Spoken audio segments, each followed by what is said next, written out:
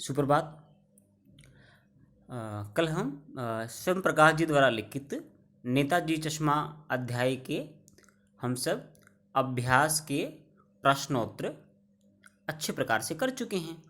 तो आपको मैंने बताया था 10वीं कक्षा में जब आपका बोर्ड एग्ज़ाम होता है, बोर्ड परीक्षाएं होती है, तब उसमें ऐसे प्रश्न आते हैं और आप अध्यापक से शिकायत करते हैं कि ये तो हमें कराए ही नहीं या ये हमने इनका सोचा ही नहीं था। तो मैंने आपको बताया था कि वो प्रश्न कहलाते हैं रचना अभिव्यक्ति के प्रश्न। ठीक है ना। ऐसे प्रश्नों को क्या बोलेंगे? रचना अभिव्यक्ति प्रश्न। ये आपके पीसा टाइप एग्जाम के प्रश्नोत्तर है। और ये भी याद रखना, अभी आपका जो पीसा एग्जाम है 27 अप्रैल को होने वाला है ऑनलाइन। ठीक है, इसी 27 को। तो ये आपके जो पीसा टाइप क्वेश्चन आएंगे यही आपको समस्या में डालेंगे। लेकिन अगर आपने अध्याय को अच्छे से पढ़ा होगा ना, तो इनकी करने की आवश्यकता नहीं होती। फिर भी हमारे ये पाठ्यक्रम में है तो हम इसको अच्छे प्रकार से करेंगे। ठीक है। तो रचना अभिव्यक्ति में प्रश्न संख्या 6, क्योंकि 5 हम अभ्यास प्रश्नोत्तर में कर चुके थे, तो इनको हम देख लेते हैं। उसके बाद हम भाषा अध्ययन करेंगे जो महत्वपूर्ण है। अब अपना देखते हैं रचना अभिव्यक्ति के प्रश्न। वो क्या है? पहला प्रश्न आएगा, यानी छठा प्रश्न, निम्नलिखित वाक्य पात्रों की कौन कौन सी विशेषताओं की ओर संकेत करते हैं? निम्नलिखित वाक्य पात्रों की कौन कौन सी विशेषताओं की ओर संकेत करते हैं? निम्नलिखित वाक्य ये नीचे लिखे गए हैं, पात्र समझ गए ना। इसमें चाहे हालदार साहब है या फिर अपना भाई पान बेचने वाला आ गया या फिर अपना चश्मे वाला आ गया। तो इसमें सबसे पहला प्रश्न किसके बारे में? हालदार साहब। क्या है? हालदार साहब हमेशा चौराहे पर रुकते और नेताजी को निहारते। तो ये किस और ये हवलदार साहब की किस विशेषता को बताता है, आपने बताना है। तो आप क्या बोलोगे? यह वाक्य हवलदार साहब की देशभक्ति की भावना को प्रकट करता है।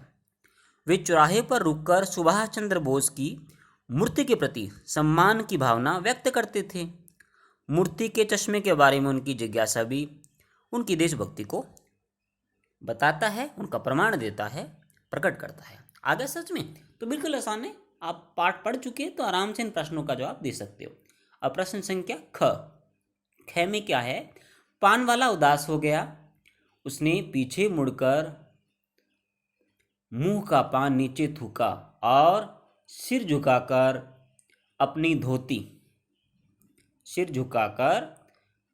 धोती के सिरे से आंख पोंछते हुए बोला, साहब कैप्टन मर गया। तो आपने इससे किसकी बतानी है? पान वाले की विशेषता बतानी है। ठीक है ना।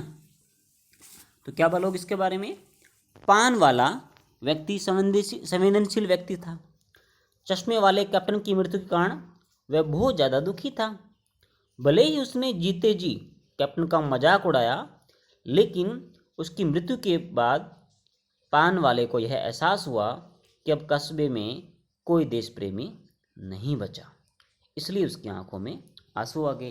तो ये उसकी विशेषता हो गई। ठीक है ना। अब अपना करते हैं भाग ग। तो ग में क्या है देख लीजिएगा। कैप्टन बार बार मूर्ति पर चश्मा लगा देता था। अब आपने उनके बारे में बताना है। देखो, कैप्टन एक सच्चा देशभक्त था। वह सहन नहीं कर पाया कि नेताजी की मूर्ति जो है चश्मे के बिना रहे। वह अपने पास से कोई न कोई चश्मा उस मूर्ति पर प्रतिदिन चढ़ा देता या लगा देता था। इससे उसकी देशभक्ति का पता चलता है।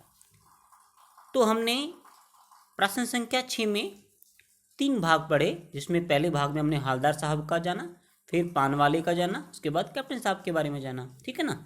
आशा है कि आपको ये समझ में आ गया होगा। प्रश्न संख्या 7, जब तक हालदार साहब ने कैप्टन को साक्षात नहीं देखा था। आप भी प्रश्न को अच्छे से देख लो। जब तक हालदार साहब ने कैप्टन को साक्षात नहीं देखा था, तब तक उनके मानस पटल पर उनका कौन सा चित्र रहा होगा? ठीक है।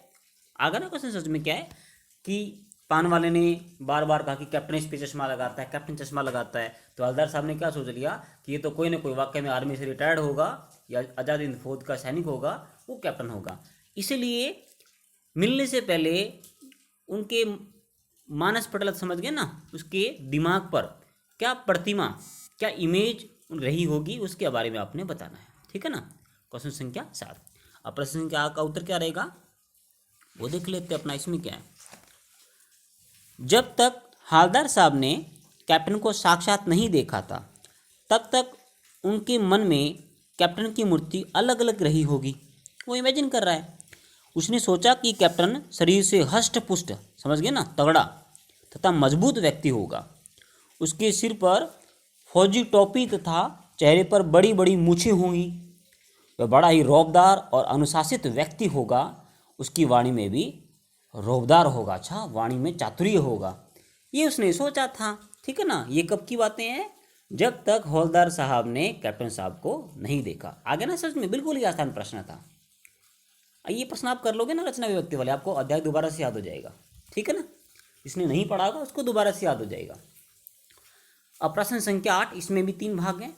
प्रश्न संख्या 8 क्या है, कस्बे, शहरों, महानगरों के चौराहों पर किसी न किसी क्षेत्र के प्रसिद्ध व्यक्ति की मूर्ति लगाने का प्रचलन सा हो गया है, रिवाज हो गया है, प्रथा बन गई है। ठीक है। क्यों? अब ये 3 भाग हमसे प्रश्न पूछ रहे हैं, इनसे हम कुछ करेंगे। ठीक है ना। तो पहला क भाग क्या है, इस तरह की मूर्ति लगाने के क्या उद्देश्य हो सकते हैं। ठीक है ना। आगे सच में जैसे भी महाराष्ट्र में आपको शिवाजी महाराज की मूर्ति मिलेगी है ना, इधर आप देखोगे ना ये बोगार वैसे यहाँ पे लगी हुई है। तो ये क्यों लगाई जाती है, यही प्रश्न है कि इस तरह की मूर्ति लगाने के क्या उद्देश्य है। तो हम पाठ के आधार पर बोलेंगे, उत्तर कर लेते।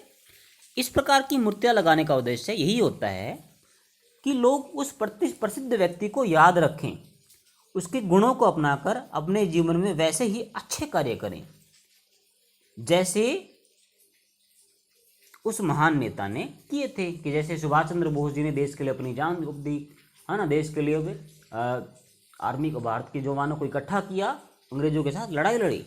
ऐसे ही इस पाठ में नेताजी की मूर्ति लगाई गई है। यहाँ के सब व्यक्ति सीखें कि कुछ भी न होते हुए देश के लिए बहुत कुछ कर सकते हैं। ठीक है। भाग है, आप अपने इलाके के चौराहे पर किस व्यक्ति की मूर्ति स्थापित करना चाहोगे और क्यों। देखो ये प्रश्न बिल्कुल आसान है। इसमें आपने किताब का एक शब्द नहीं लिखना, जो आपके माइंड में आता है। ये पाठ से बिल्कुल भी रिलेटेड नहीं है, संबंधित नहीं है।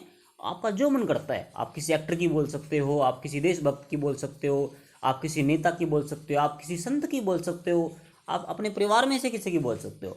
बस आपने सिद्ध करना पड़ेगा कि क्यों। ठीक है ना। तो देख लेते हैं।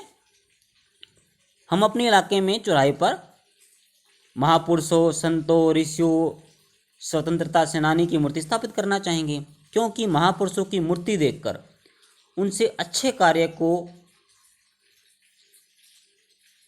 न केवल याद रखेंगे बल्कि उनका अनुकरण भी करेंगे। भाई केवल उनकी मूर्ति को देखकर अच्छे कार्य को याद नहीं आएंगी, बल्कि उन अच्छे कार्यों को हम करेंगे भी। महापुरुषों की मूर्तियां हमारे लिए प्रेरणा का काम करती है। आ गया ना समझ में। ठीक है। जैसे आप मान लो कि शिवाजी महाराज की मूर्ति देखो तो हमेशा याद आएगी कि आपने अपनी भाषा को महत्व देना है, अपने लोगों को महत्व देना है, और एक विशेष प्रकार की युद्ध कला सीखनी है, और कोई भी व्यक्ति सामने आ जाए उससे हमने भारत से बाहर निकाल देना था। अर्थ कोई भी व्यक्ति जो भारत पे कब्जा करना चाहता है, मुसीबत के समय भारत की रक्षा करनी है, ये शिवाजी ने बताया। अगर आप शिवाजी की मूर्ति लगाओगे तो आपने ये बताना है। आगे ना समझ में। चलो आगे बढ़ते हैं। प्रश्न संख्या 3, उस मूर्ति के प्रति आपके एवं दूसरे लोगों के क्या क्या उत्तरदायित्व होने चाहिए। ठीक है ना। उस मूर्ति, किसकी मूर्ति जो आप लगाओगे, उस मूर्ति के प्रति आपके एवं दूसरे लोगों के क्या क्या उत्तरदायित्व होने चाहिए। ये बड़ा बन जाएगा वीडियो, इसको मैं 2 भागों में बनाऊंगा। ठीक है ना। आगे सच में बहुत बड़ी बन जाएगी वरना। चलो, उस मूर्ति के प्रति आपके एवं दूसरे लोगों के क्या क्या उत्तरदायित्व, रिस्पॉन्सिबिलिटी होनी चाहिए। अब उत्तर कर लेते हैं, उत्तरदायित्व पूछा तो ना। चलो, इस प्रकार की मूर्तियों के प्रति हमारा और दूसरे लोगों का ये दायित्व बनता है कि हम उनकी अच्छी तरह से देखभाल करें और समय समय पर उन्हें सजाते संवारते रहें। यही नहीं, जिन महापुरुष की मूर्ति स्थापित की गई है हमें उनके जन्मदिन को भी मनाना चाहिए। ठीक है, आ गया समझ में। और ये भारतवर्ष में लगभग होता है। ठीक है ना, क्लियर हो गया। तो ये वीडियो बड़ी होगी, इसका सेकंड पार्ट बनाता हूँ, उसमें हम बाकी प्रश्नों को समझेंगे। तब तक के लिए धन्यवाद।